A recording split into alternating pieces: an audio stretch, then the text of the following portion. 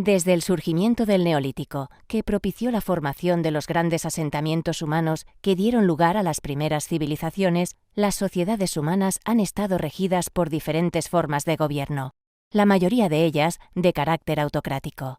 Es decir, un conjunto de personas, normalmente con un autócrata al frente, detentaban el poder de un modo despótico, con escasa o nula participación de los ciudadanos, que eran meros receptores de sus mandatos. La democracia o gobierno del pueblo es un sistema de gobierno inventado por los antiguos atenienses alrededor del siglo VI a.C. Se trata de la primera democracia conocida en la historia de la humanidad y duró algo más de 2 siglos hasta que llegó la hegemonía macedonia. Otras ciudades de la antigüedad emprendieron sistemas similares, pero ninguna fue tan estable y poderosa como la democracia ateniense, ni estuvo tan bien documentada. La democracia ateniense fue una democracia directa, una de las pocas en toda la historia humana.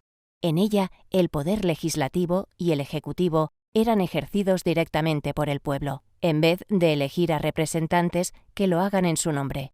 Los cargos públicos eran elegidos de 2 modos distintos. El método más habitual era por sorteo, ya que se consideraba el más democrático posible. Toda la ciudadanía debía gobernar y ser gobernada por turnos. Así, a la hora de elegir, no se tomaba en cuenta ningún tipo de ventaja o mérito, sino la mera ciudadanía. Por otro lado, había alrededor de unos 100 funcionarios de 1 millar que eran electos por votación pública, en especial los encargados del manejo de dinero público. Estos funcionarios eran auditados antes y después de ejercer el cargo, para evitar posibles delitos de corrupción. Además, existían 3 instituciones gubernamentales en la Atenas democrática. En primer lugar, la Asamblea de Ciudadanos, compuesta por hasta 6.000 ciudadanos que podían asistir a la asamblea a su antojo, aunque se consideraba un deber hacerlo. Esta asamblea se reunía periódicamente para legislar y tomar las decisiones más importantes que afectaban a los ciudadanos. Por otro lado, estaba el Concejo de los 500, una asamblea cuyos integrantes, elegidos al azar, estaban encargados de los asuntos corrientes de la ciudad. Finalmente, los tribunales se conformaban por sorteo entre 6.000 ciudadanos mayores de 30 años para formar un juzgado de hasta 1.500 ciudadanos que se encargaban de las decisiones en los juicios públicos y privados. Este sistema de democracia directa era muy diferente de las llamadas democracias modernas, que comenzaron a aparecer a finales del siglo XVIII y que, en comparación con la democracia ateniense, funcionan indirectamente. Es decir, no son los ciudadanos quienes toman las decisiones mediante un sistema de votaciones directas, sino que eligen representantes organizados en partidos políticos y son ellos quienes toman las decisiones por los ciudadanos en base a lineamientos políticos partidistas. Para evitar que estos representantes elegidos por el pueblo, una vez alcanzado el poder, tuviesen la tentación de perpetuarse en sus cargos, mandar autocráticamente o abusar de su posición en interés propio, se creó la llamada separación de poderes. Este sistema consiste en crear una serie de pesos y contrapesos para evitar la acumulación de poderes bajo los mismos sujetos. De este modo, se estableció la división de poderes entre el poder ejecutivo, legislativo y judicial, de tal modo que, en teoría, cada uno podía ser controlado por los demás. En la práctica, esta división de poderes resultó bastante ilusoria, ya que las mayorías parlamentarias suelen coincidir con los partidos en el gobierno y el poder judicial, en sus más elevados estamentos, suele tener un déficit de independencia en la medida en que sus miembros son determinados por alguno de los otros poderes. En el sistema de democracias representativas modernas, el poder recae en aquellos partidos políticos que consiguen más votos, bien por sí solos o mediante la suma de escaños con otros partidos con los que se coaliguen o lleguen a acuerdos. O, por ser más precisos, el poder recae en aquellos que consiguen más escaños, considerando los métodos de asignación de escaños vigentes en cada país. Por tanto, para ganar las elecciones, cada partido político necesita convencer a la mayor cantidad de posibles votantes de que ellos representan la mejor opción para los intereses generales o para los intereses particulares de dichos votantes. o bien necesitan convencerles de que les voten, en cualquier caso, cualesquiera que sean sus motivaciones para hacerlo. Para ganarse el voto de los ciudadanos, los partidos políticos y sus líderes recurren a diferentes estrategias de marketing político que se desarrollan fundamentalmente a través de los medios de comunicación. La más simple y evidente de estas estrategias consiste en hacer numerosas propuestas electorales en sus programas en los que prometen traer una serie de beneficios para sus electores, al mismo tiempo que les advierten de las consecuencias desastrosas que tendría votar a sus adversarios. Naturalmente, si los ciudadanos tomasen sus decisiones con arreglo a criterios puramente racionales, analizarían con detenimiento estos programas electorales que presentan los diferentes partidos políticos. Y siempre que creyesen sus promesas, emitirían su voto estimando la utilidad esperada que podrían obtener de las acciones prometidas por cada partido, en el caso de que alcanzase el poder. Pero en el mundo real no siempre los ciudadanos son capaces de estimar el valor preciso de la ganancia que obtendrían con cada una de las opciones políticas en baza.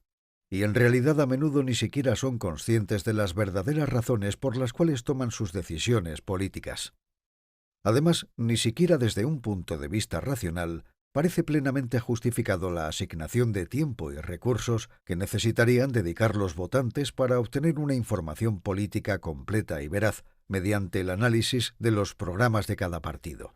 Ello se debe a que la probabilidad de que su particular voto determine cuál de dichos partidos gobernará es tan baja que incluso el coste trivial de procurarse dicha información generalmente sobrepasa el beneficio que les depara. Más aún considerando que, una vez ganadas las elecciones, los partidos políticos raramente cumplen sus promesas electorales, por lo que tampoco tiene mucho sentido detenerse demasiado en su análisis previo. En realidad, aunque todos los partidos políticos elaboran programas que tienen decenas de propuestas y ocupan cientos de páginas, esos libracos apenas sirven para algo más que para que el candidato muestre el grosor de su lomo en los debates televisivos, demostrando así que tiene algún tipo de programa que va más allá de la propaganda electoral. En la práctica, la propaganda política suele limitarse a un número pequeño de ideas muy simples establecidas a la altura de la inteligencia más limitada de todas aquellas a las que va dirigida, y que son repetidas sin cansancio a través de todos los medios posibles. Al fin y al cabo, da igual las promesas que se hagan, pues una vez que los políticos que las hacen alcanzan el poder, los ciudadanos no tendrán ninguna posibilidad de exigirles cuentas hasta las siguientes elecciones que se celebren unos años después. Y entonces volverán a enfrentarse al dilema de tener que elegir entre una serie de candidatos que les harán promesas que no tienen la menor intención de cumplir y a los cuales no tienen la menor oportunidad de fiscalizar. Todo ello mientras han sido convencidos de vivir en democracias plenas donde es el pueblo quien decide.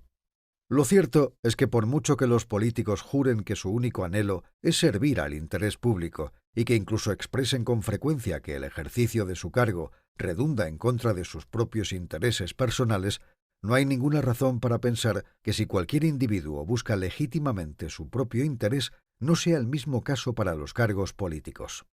Entonces, ¿qué buscan realmente los políticos al acceder al poder?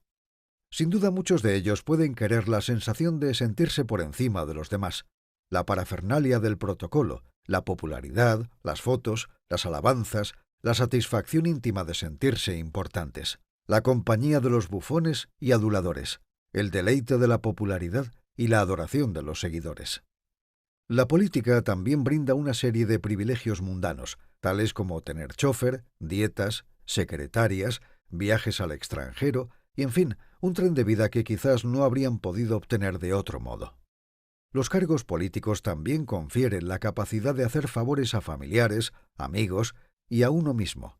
La generosidad para con los propios, practicada con cargo al erario o mediante la utilización de las influencias en los puestos, puede llegar a cambiar la vida de muchas de aquellas personas con los que uno tiene que ver.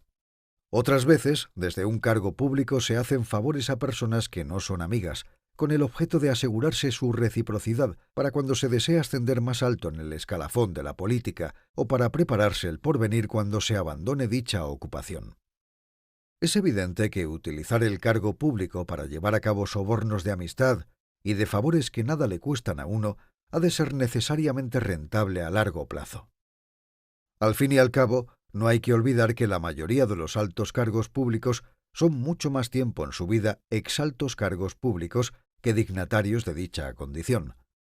Se puede entender, por tanto, que se preocupen de preparar un retorno a la vida civil que no suponga una renuncia excesiva al nivel de vida alcanzado.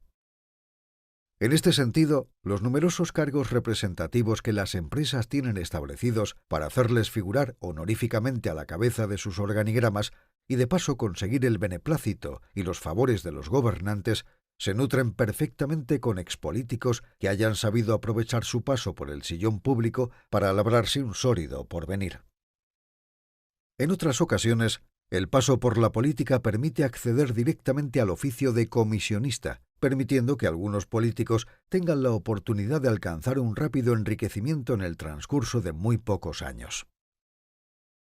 Lo cierto es que son muchas las opciones que tienen los políticos para tratar de ordeñar su situación y su carrera, beneficiando a su familia y amigos, favoreciendo a los que pueden ser sus futuros empleadores, o reservándose para sí mismos ciertos beneficios al margen del estricto y nunca suficiente sueldo oficial. Al fin y al cabo, todos conocemos el adagio que reza que el poder tiende a corromper y el poder absoluto corrompe absolutamente. Y no se trata de una mera presunción. Revisemos, si no, un experimento conducido por una serie de científicos para analizar los condicionantes del comportamiento corrupto de las personas. En el mismo se comenzó seleccionando aleatoriamente a un conjunto de participantes para que actuasen como líderes de sus respectivos grupos, mientras que otros eran asignados como sus seguidores. En el experimento se ofreció a los líderes la posibilidad de decidir el reparto de una determinada cantidad de dinero con el resto de su grupo, de tal modo que podían escoger alguna de las opciones que se puso a su disposición.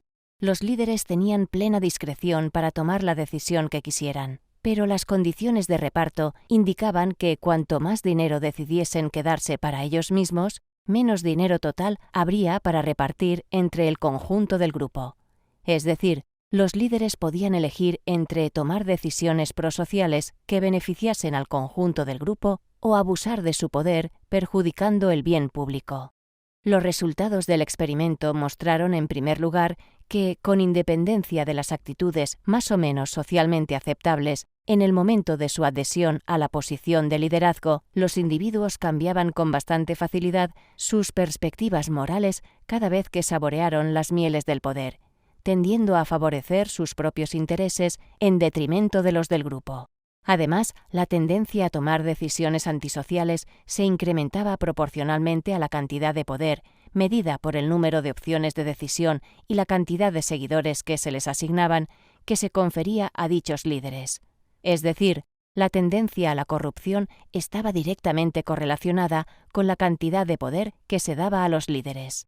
En definitiva, el experimento demostraba que, independientemente de las características individuales de las personas, el mero hecho de ser promocionado a una posición de poder es capaz de producir una dramática transformación de las personalidades, de tal modo que se incrementan las probabilidades de una conducta deshonesta en grado proporcional al poder que se detenta. Por supuesto, todos estos individuos que practican estas conductas deshonestas son conscientes de que su reputación puede sufrir severos daños si su comportamiento poco ético es descubierto, y que eso puede comprometer su posición social. Pero este hecho no significa necesariamente que limiten su comportamiento poco ético. Simplemente esperan no ser descubiertos, ya que, especialmente en los niveles de poder más altos, las personas tienden a sentirse invulnerables. Lo cierto es que todos hemos escuchado alguna vez la frase de Winston Churchill, donde expresaba la idea de que la democracia es el peor sistema de gobierno diseñado por el hombre, con excepción de todos los demás.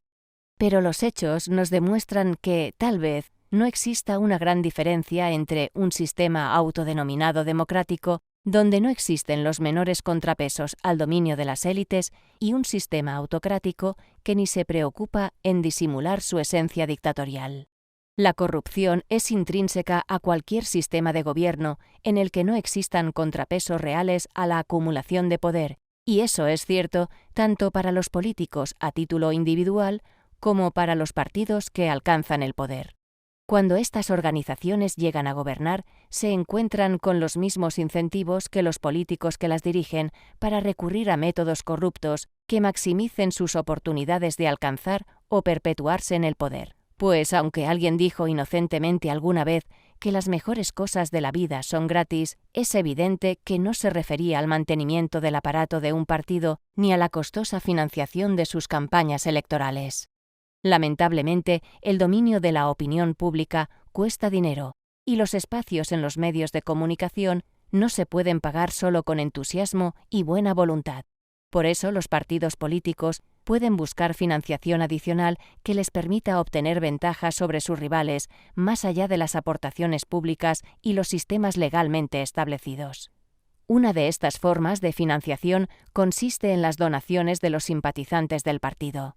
Una vía de financiación a la que no existiría razón alguna para oponerse, de no ser porque los partidos utilizan a menudo estas donaciones, con frecuencia encubiertas a través de sus fundaciones, para pagar favores a grupos con intereses económicos que dependen de las decisiones de los gobernantes.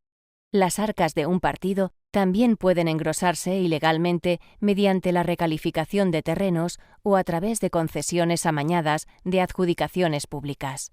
Es decir, el partido político cobra comisiones a algunas empresas a cambio de concederles una contratación pública, una concesión ministerial o la rápida tramitación de un permiso administrativo.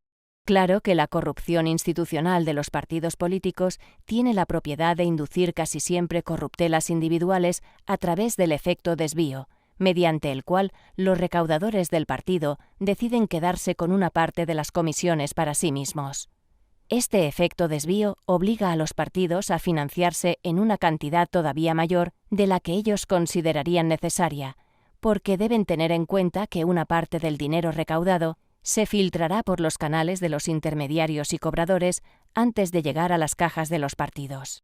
Pero, además del efecto desvío, también se produce el efecto contagio, de modo que si se genera la sensación de que los comportamientos corruptos quedan impunes la mayor parte de las veces, cada vez serán más los aledaños del poder que se sentirán tentados de practicarlos ellos también en su provecho personal.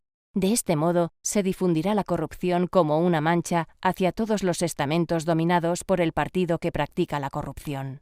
Es significativo, en este sentido, un estudio realizado por un equipo de investigadores en el cual se conformaron una serie de equipos de proyecto y se dio algunas razones a sus miembros para creer que sus compañeros de equipo habían hecho trampa.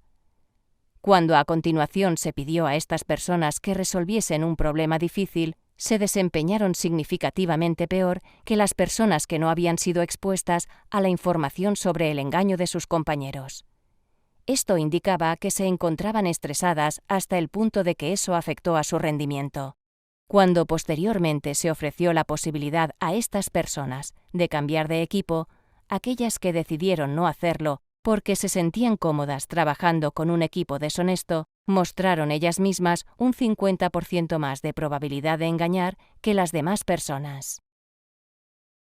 El experimento mostraría que cuando en una organización se permite o se cultiva una cultura de deshonestidad, las personas dentro de la organización que se sientan incómodas con la falta de honradez tenderán a marcharse de la organización. Por el contrario, las personas que se sientan cómodas con la falta de honradez se quedarán, y con el tiempo, la organización estará llena de personas que se sienten cómodas con el engaño, y que incluso engañarán a su propia organización. Tal vez este experimento nos ayude a entender por qué la vida interna de los partidos es un desastre vertical ideado para fabricar mediocres pervertidos y antidemócratas. Al fin y al cabo, para prosperar dentro de los partidos, solo se necesita someterse a la disciplina de partido y renunciar a cualquier tipo de debate o pensamiento crítico, asumiendo un rol de sumisión esclava e interesada. La verdad tiene allí menos importancia que la conveniencia de cada uno, y los análisis y conclusiones suelen ser fallidos, arbitrarios y parciales. Cuando después de años sometidos a esa disciplina de sumisión y represión de la creatividad, la imaginación y el pensamiento crítico, Un militante escala puestos y, tras ganar su partido las elecciones, accede a un cargo de responsabilidad en el gobierno, nos encontramos frente a un gran mediocre. Un político cocido en el horno de la mediocridad y cargado de cobardía, hipocresía y falsedad. Aunque en realidad, en un mundo dominado por grupos de poder altamente concentrados que controlan las finanzas, los medios de comunicación y casi cualquier otro resorte de dominación, el propio ascenso de un posible candidato al poder está condicionado por su sumisión previa a dicha élite. Es decir, no es sólo que el poder lo corrompa, sino que un candidato raramente alcanzará dicho poder si no se ha corrompido de forma previa. No lo logrará si previamente no ha traficado con las élites de poder económico debajo de la mesa, prometiendo regalías y tratos de favor hacia determinadas empresas o negocios a cambio de apoyo financiero y de otro tipo en su carrera hacia el ascenso al poder político. Esta es nuestra realidad actual. Unas selectas asociaciones, organizaciones, entramados empresariales, societarios o de cualquier otra índole, cuya función principal es la de influir en el poder político y las autoridades regulatorias para conseguir marcos favorables a sus intereses empresariales, comerciales, societarios o incluso religiosos. Unos instrumentos de presión perfectamente asumibles por cualquier Estado democrático actual en el que esos grupos de poder financian generosamente las campañas políticas de los candidatos a cambio de su sumisión y la futura concesión de prebendas. Como sucede en los Estados Unidos, donde el ultrarrico 0,01% de la población sufraga la mitad del total de las contribuciones a la campaña electoral de cualquier candidato.